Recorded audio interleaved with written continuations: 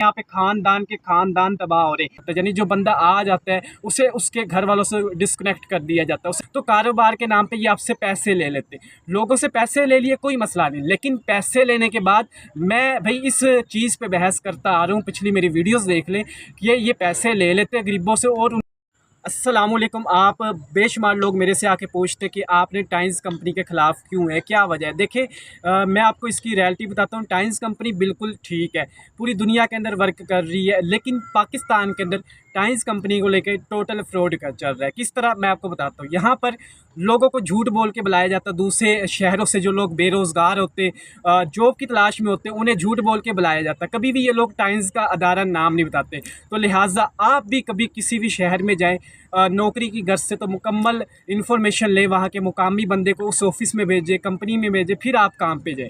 तो इनकी ये सबसे बड़ी ख़राबी है, झूठ बोल के बुलाते। चलो बुला लिया अलग बात है, जब आ जाता है बंदा तो उसे झांसे में रखा जाता है, टोटल झूठ दिखाया जाता है, उसे सच नहीं बताया जाता। यानी कि झूठ बोल के बुलाया और झूठ ये दिखाते। फिर उसके अलावा कारोबार के नाम पे पहले बुलाते नौकरी के नाम पे, फिर कहते कि कारोबार करना है, कारोबार के नाम पे कहते पैसा लगता है।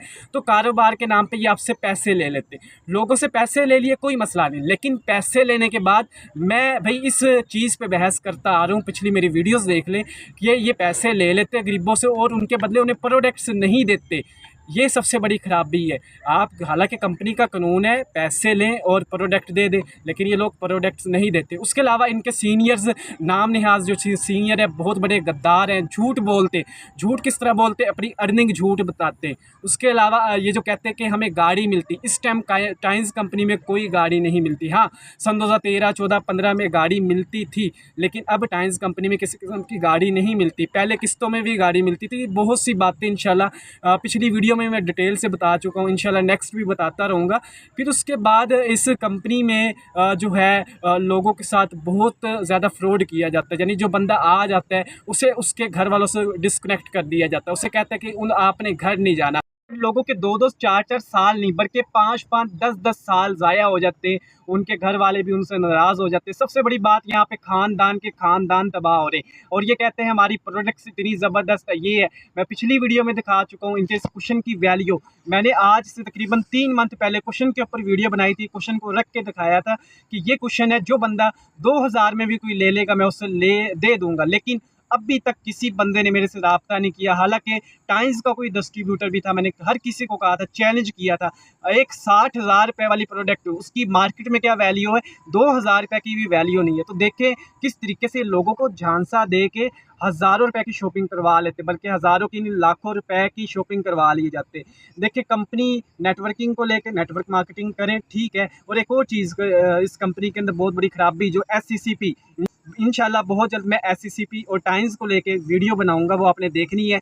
SCCP सन 2018, 20, 21, 22, 23 हर साल इसको फ्रॉड की लिस्ट में डालता आ रहा है कि ये एक फ्रॉड है।